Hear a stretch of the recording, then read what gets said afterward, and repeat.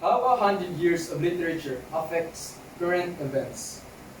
In this time of worldwide economic debacle, where stock markets collapse, resources starts to deplete, and everything is shaken and sifted, it is good to know that we Filipinos still have a way of entertaining ourselves through an escape like literature.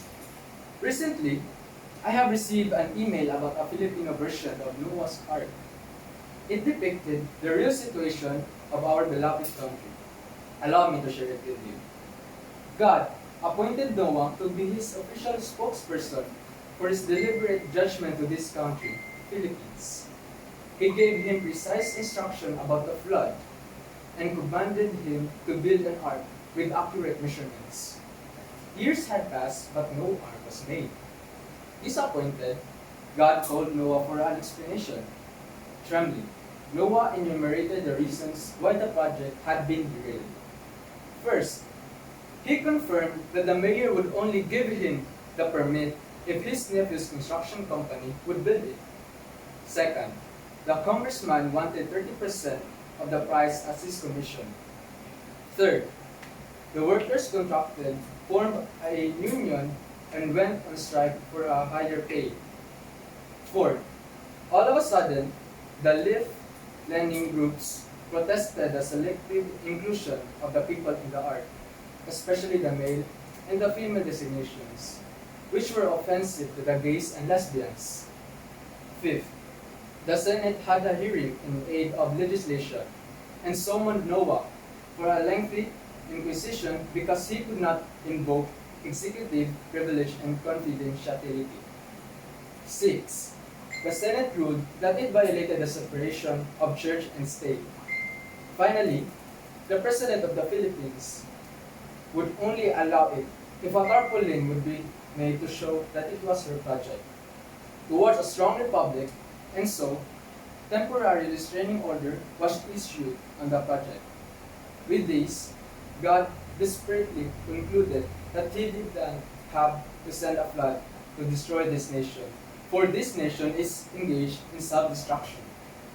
Farcical but factual, as they recapitulate the current events in our country, the aforementioned also serve as the potboiler of the status, success, and significance of our national literature, affirming the reality that a national literature cannot rise above the moral level of the social conditions of the people from whom it derives its inspiration. Decades ago, George Bocobo, the former president of the University of the Philippines, already foresaw this scenario of moral collapse and values disintegration in this nation. His thesis on college and education affirms our philosophy being slanted to material well-being, our lack of independent judgment, our neglect for formulation of a sound philosophy, our inability to appreciate the beautiful, and of course, our dependence on printed materials and technical know-how. But above all, college and education reveals the fact that the most recognized and well-celebrated schools in our country continually produce leaders, dignitaries, luminaries, celebrities, and VIPs who can be fully equipped with intellectual arrows and the best paper qualifications. They can put to shame the rest of the world in debates and battles of the mind, can memorize all the laws of the land and the pages of the Constitution, can educate Juan de la Cruz in all aspects of learning competencies.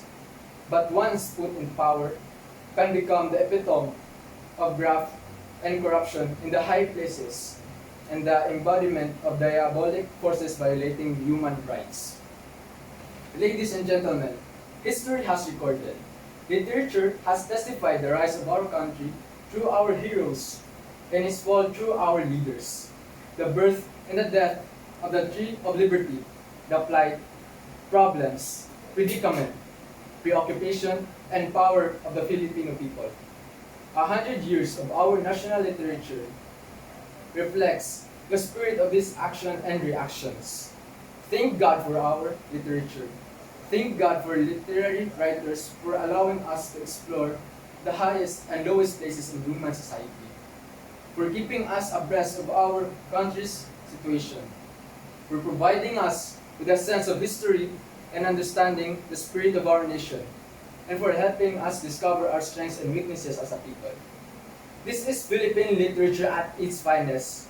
For a millennium, it has been very much alive, shaping current events, influencing prevalent ideologies and societal dictates, fueling our patriotism, promoting a sense of greater good, and bestowing hopes and aspirations that this nation could inscribe in the chronicle of its soul.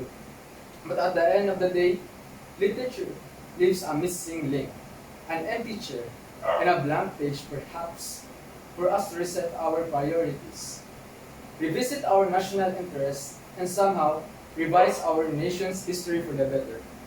Would you come and take part in this endeavor?